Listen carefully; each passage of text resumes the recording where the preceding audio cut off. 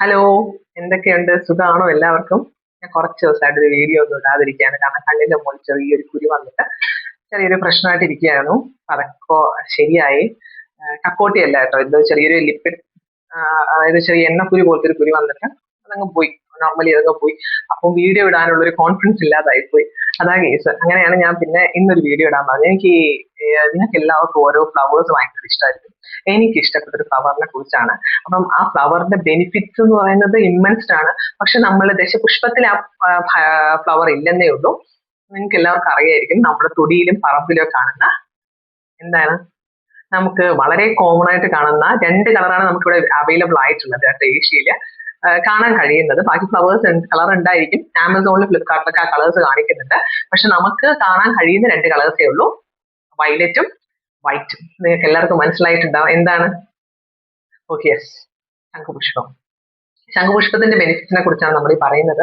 ശംഖുപുഷ്പത്തിന് normally നമ്മൾ അതിന്റെ English പേരെന്ന് പറയുന്നത് ബട്ടർഫ്ലൈ പീ എന്നും ഏഷ്യൻ പീജൻ പീ എന്നും അറിയപ്പെടുന്നത് ശംഖുപുഷ്പത്തിനെയാണ്. അതിന്റെ ആ ഷേപ്പ് കൊണ്ടാണ് അങ്ങനത്തെ ഒരു പേര് തന്നെ വരാൻ കാരണം.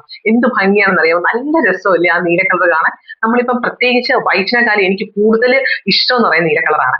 ഈ ശംഖുപുഷ്പത്തിന്റെ ബെനിഫിറ്റ്സിനെ കുറിച്ച് ഫസ്റ്റ് ഓഫ് ഓൾ എന്ന് പറയുന്നത് നമ്മളൊരു ബ്രെയിൻ ബൂസ്റ്റർ ആയിട്ട് യൂസ് ചെയ്യും.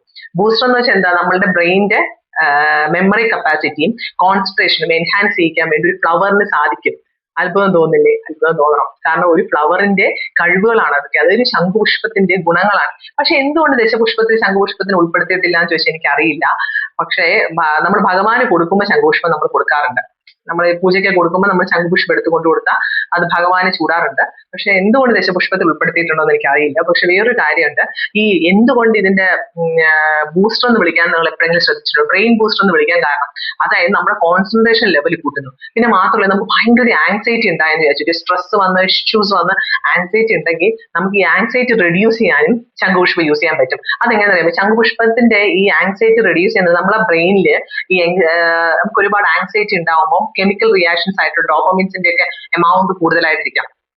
അപ്പോ ഈ ശംഖുപുഷ്പം കഴിക്കുമ്പോൾ അല്ലെങ്കിൽ ശംഖുപുഷ്പത്തിന്റെ ആ ജ്യൂസ് അല്ലെങ്കിൽ ആ ആന്റി ഓക്സിഡൻസ് നമ്മളെ ശരീരത്തിൽ അബ്സോർവ് ചെയ്യുമ്പോൾ നമ്മളുടെ ആങ്സൈറ്റി റെഡ്യൂസ് ചെയ്യുന്നു എന്നാണ് പറയുന്നത്. അതായത് ആ കെമിക്കൽ റിലേഷൻസിന്റെ ഒന്ന് ബാലൻസ് ആയിട്ട് വയ്ക്കും. പിന്നെ വേറൊരു ബെനിഫിറ്റ് എന്ന് പറയുന്നത്, ഇതിന്റെ കാര്യം എന്ന് പറയുന്നത് നമ്മുടെ ഈ ഹേർട്ടിന്റെ മസിൽസിനെ അത് വളരെയധികം സ്റ്റിമുലേറ്റ് ചെയ്യുന്നു എന്ന് പറയും. പിന്നെ നമ്മുടെ കൊളസ്ട്രോൾ ലെവലില്ലേ, ബാഡ് കൊളസ്ട്രോളിനെ റെഡ്യൂസ് ചെയ്യുന്നു. പിന്നെ മാത്രം എസ്ട്രിഫൈഡ് അല്ലാത്ത ഫാറ്റി ആസിഡ്സ്, അതായത് നോൺ എസ്ട്രിഫൈഡ് ഫാറ്റി ആസിഡിന്റെ എമൗണ്ട് കുറയ്ക്കുന്നു.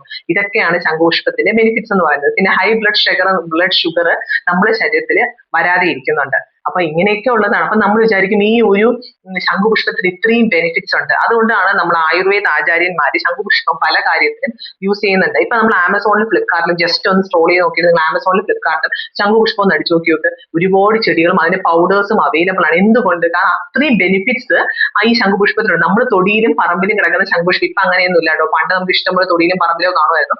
ഇപ്പം തൊടിയിലും പറമ്പിലൊന്നും ഇല്ല. നമ്മൾ കൊണ്ട് നട്ടാൽ പൊടിക്കുന്നു എന്നല്ലാതെ വേറെ ഒന്നുമില്ല. പിന്നെ ഇതിന്റെ ഇലയും തണ്ടും വേരും നമ്മൾ എന്തിനു ഉപയോഗിക്കുന്നു? മറ്റേ ഈ ഹോസ്പിറ്റലൈസ്മെന്റ്സ് ആയുർവേദ കാര്യത്തിനൊക്കെ യൂസ് ചെയ്യുന്നുണ്ട്, മരുന്ന് ഉണ്ടാക്കാൻ യൂസ് ചെയ്യുന്നു. പിന്നെ വേറൊരു കാര്യം, ഇതിന്റെ ആന്റി ഓക്സിഡന്റ് ലെവലാണ്. അപാര ആന്റി ഓക്സിഡന്റ് ഉള്ളൊരു ഫ്ലവർ ആണ്. ആൻഡ്രോസയാൻ എന്ന് പറയുന്ന ആന്റി ഓക്സിഡന്റിന്റെ പേര്. ഈ ആൻഡ്രോസയാൻ ഉണ്ടാകുമ്പോൾ ആന്റി ഓക്സിഡന്റ് കൂടുമ്പോൾ നമ്മുടെ സ്കിന്നും ഹെയറും ഭയങ്കര ഗ്ലോ ചെയ്യും. അതായത് സ്കിന്ന് ഗ്ലോ ചെയ്യും, ഹെയറും ഭയങ്കര ഡെവലപ്പ് ചെയ്യും. ആന്റി ഓക്സിഡൻസിന് അമ്പണ്ട റിസോഴ്സ് ആണുള്ളത്. ഈ ആന്റി ഓക്സിഡൻസ് ഉള്ളത് കൊണ്ട് തന്നെ നമുക്ക് അത് എങ്ങനെയാണ് കൺസ്യൂം ചെയ്യാം. അതായത് ഇപ്പം എന്താ പറയുന്നത്, ഈ പുഷ്പം, ഈ ബ്ലൂ ടീ എന്നൊക്കെ പറയുന്നത് നമ്മൾ ചില കല്യാണ വീട്ടിലൊക്കെ കാണുമ്പോൾ നമ്മൾ ബ്ലൂ ടീ ഒക്കെ കാണില്ലേ, അതൊക്കെ ശംഖുപുഷ്പത്തിന്റെ എസെൻസ് ആണ്. അത് എസെൻസ് അല്ല, നാച്ചുറൽ ഡൈ ആണ്. ശംഖുപുഷ്പം നാച്ചുറൽ ഡൈ ഉണ്ട്. അത് നമ്മൾ ആ ചെറിയ ചൂടുവെള്ളത്തിനകത്ത് ഇട്ട് ഇത് വയ്ക്കുമ്പോൾ തന്നെ അതെന്താ പറയുന്നത്, ആ ബ്ലൂ കളർ അങ്ങ് ഇതാവും, എക്സ്ട്രാക്ട് ആവും. അത് കഴിഞ്ഞ് നമ്മൾ അതിനകത്ത് കുറച്ച് ലെമൺ, അതായത് ആസിഡിഫൈഡ് ആയിട്ടുള്ള ലെമൺ സ്ക്വീസ് ചെയ്യുമ്പോഴോ അതൊരു പിങ്കിഷ് കളർ ആവും. അത് അതിന്റെ ഒരു നേച്ചറിലോട്ട് മാറും.